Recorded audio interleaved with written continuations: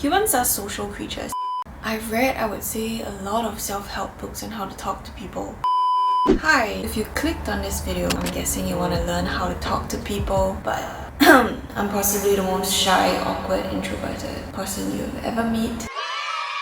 Here I am giving you tips on how to talk to people. If that's not credible enough, I don't know what is. Okay, but jokes aside, I really was that girl who was always so socially awkward and anxious to open her mouth. Whenever I go to social events or meet new people, I'm always that kid at the side that didn't want to engage in conversations with people. And I would say that it took me quite a while to get over that fear. I especially hated it when people said, "Oh my god, you're so shy, why don't you talk more?" And I actually talk a lot. Just that I don't really feel like talking to you. How I kind of overcame that fear was, I think, essentially just gaining self-confidence. Confidence is really the key to having better conversations, having better relationships with everyone around you. I've read, I would say, a lot of self-help books on how to talk to people. One of the more popular ones would be one of the more popular books that I was first introduced to was by Dale Carnegie, which was titled How to Win Friends and Influence People. I've read a lot of other books following which, essentially for me, what really helped was just gaining a sense of self-esteem, self-confidence, and being comfortable in my own skin. I don't think a lot of self-help books will talk about that. They give a lot of practical tips and steps on how you can have better conversations, but I think it all begins here and your own self-concept and your own self-identity. While I am kind of still working on it, I kind of want to share with you guys things that really helped me coming from someone that has always been socially awkward, that has always been shy. Maybe these tips will be your lifesaver. I swear by it. Trust me. And also, before I start this video, I want to say that you actually can enjoy conversations. You might think right now that you hate small talk. Erase that thought right now. You are not someone who hates talking to people. You like talking to people. Humans are social creatures. We all love some form of social validation, and we all love to have people around us, even if we convince ourselves otherwise. I don't really like to give labels to myself as well, or say stuff like, I'm an introvert, so I prefer to be at home all the time, when I know for a fact that I do feel kind of lonely sometimes. Alright, my first tip, which is oddly enough something that people always say don't do, I would say, is to be weird and be quirky and show your weirdness or that side of you that you are always so afraid to show people. I know. Hear me out on this. I know people always say nobody likes people who are weird. You're weird, so you have no friends. But there is a caveat to it. When you have confidence in yourself, when you're so comfortable in your own skin, being yourself is one of the greatest traits that you probably have when you meet other people, and it's something that people will remember you for. The key here is to be genuinely yourself. I know that a lot of people are gonna say, I don't know how I'm like in general. I don't know what kind of person I am, but that's the thing. You have to find out who you are, question yourself every day, and be comfortable with yourself. Once you do that, you'll be able to have more confidence, have a stronger identity, and this will really show when you have conversations with other people. When you have a very strong self-concept, you'll be able to attract people around you. People will just be so enticed by how real you are, how you're not afraid to show your weird side. The key here is that people just like people who are genuine.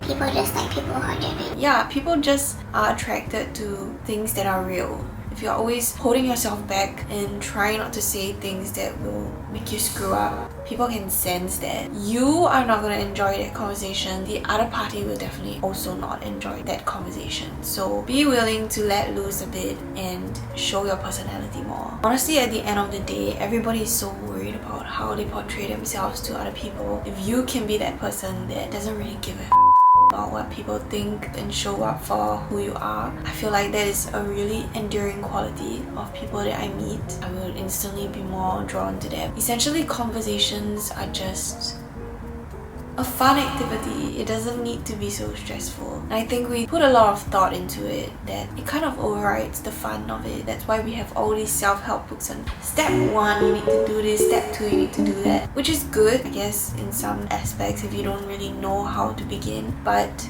don't treat it as your Bible. Don't follow it word by word. Let the conversation flow naturally. And that is my first tip, which is to be quirky and weird. And I think that is the most important tip. That's one thing that you should take away from this video.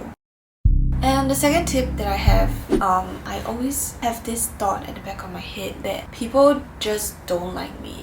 That's why I don't make an effort to get to know them. But it took me a while to realize that this thought is so distorted. It's not reality. It's a thing that I've been telling myself over the years. They're not gonna like me anyway. Why should I make an effort to embarrass myself and try to strike a conversation with them? But this thought is so destructive because in general, it's not that people don't like you. It's just that they don't know you. I am someone that kind of absorb people's energies very easily. I always feel this sense of hostility that people are giving to me whenever I meet new people, but it's important to differentiate between them not being familiar with you and just not knowing you well enough with actually someone hating you, which is really a rare occurrence. In general, when you meet new people, they're probably just neutral about you. They don't hate you, but they don't like you either, and you just need to accept that it will change after you start being familiar with the person. I think it also stems from like my insecurities in general. I just really am someone that is very insecure, and I tend to think that people are always against me, which is something that I've been working on. And if it's something that you struggle with as well, or if it's a thought that you currently have right now, I don't like to meet new people because they're not gonna like me anyways, erase it right now. It's not true. More often than not, people are happy to make new friends and are open to talking to new people. And if they really hate you, then that is their own issue. That is in no way a reflection of yourself, but a reflection of themselves. So people don't hate you. Yeah, that's my second tip. My third tip is to just be interested in having a conversation. I know it's easier said than done, but just be genuinely interested in striking up a conversation. I mean, at the start, yes, you have to kind of force yourself to get into the habit of talking to people, but after a while, you kind of know when is the right time to talk to people. It's like you don't eat for the sake of, forcing yourself to eat. You eat when you're hungry. And same goes for when you're having a conversation with people. You don't talk to people just for the sake of talking to people. You talk to people because you genuinely are interested in getting to know them, or you genuinely want to have a good conversation. And it's as simple as that. People tend to overcomplicate things, but making conversations is just another activity. And if you're bored, just talk to someone and have fun. A lot of times when we overthink things, we take the joy out of it and it becomes a chore. But if you want to enjoy having conversations, you literally need to have fun with it. I'm gonna take it a step further and say just be curious in life. If you are a person who is always interested in getting to know things around you and have a keen sense of curiosity that makes you question everything around you, it will be so much easier to be interested in conversations because there are all sorts of people out there, different personalities, different characters, different hobbies that they have, different things that they like to do. And if you are interested in life, if you are interested in finding out more about things that surround you, you will be genuinely more interested in having conversations. It won't bore you because the things that they're saying is really interesting. And I should probably stop using the word interesting, but the things that they're saying are more engaging and you won't fall asleep. Yeah, that's about it. So what I want you to do right now is to just appreciate the things around you. Like, why is this pillow purpley color? Like, how does light... If you meet someone who is knowledgeable about this, you would definitely be interested in finding out why is the pillow purple. And yeah, so that's my trick. Even if it's a profession that you really have no interest in, like if someone talks about, no offense to people who like coding, but if I meet a coding engineer or something, their job is about coding and I have no interest in coding, I'll probably not want to talk to the person. But there's always beauty in every single thing in life. So try to appreciate coding, and then when you talk to someone who knows coding, you would be really happy talking about the subject. The subject matters. How to be interested in more subjects starts from within. Your mindset about life. If you are someone who is just pessimistic about everything and not interested in learning about anything, conversations will probably be boring to you. My next tip for you is to compliment the person. I know I was someone that really hated complimenting other people because I didn't want to be seen as a tryhard. I don't know why, but when I was a teenager, I just found it very like fake to compliment other people. Even just saying I like your shoes today, or like I love your makeup, which is something that comes so naturally to me nowadays. But if you think that it's kind of fake to compliment other people, then maybe you just have to look at yourself. Like why do I think complimenting other people is fake? Just go ahead and compliment other people. It can be literally anything that you notice about them that you like. I think that everybody sort of has a unique aspect to them that is worth complimenting, and you can literally just say like, I love your shoes, or oh my god, your voice sounds so nice. Compliments are free. It's always nice to hear compliments from other people, so imagine being the one receiving them as well. Complimenting people is not only beneficial for the other party that is receiving the compliment, it also puts me in a very good mood. I just feel very happy. It lightens up the conversation. It just makes the overall experience so much better. So compliment people and don't be afraid to just give as many compliments as you want. It's gonna help you make the entire conversation so much smoother and so much better. Trust me. And my last tip for you guys is to put yourself out there. Honestly, like, you can watch as many videos on how to have good conversations and how to make friends. You can read as many self-help books as you want, but it's never gonna be the same thing as practicing the skill itself.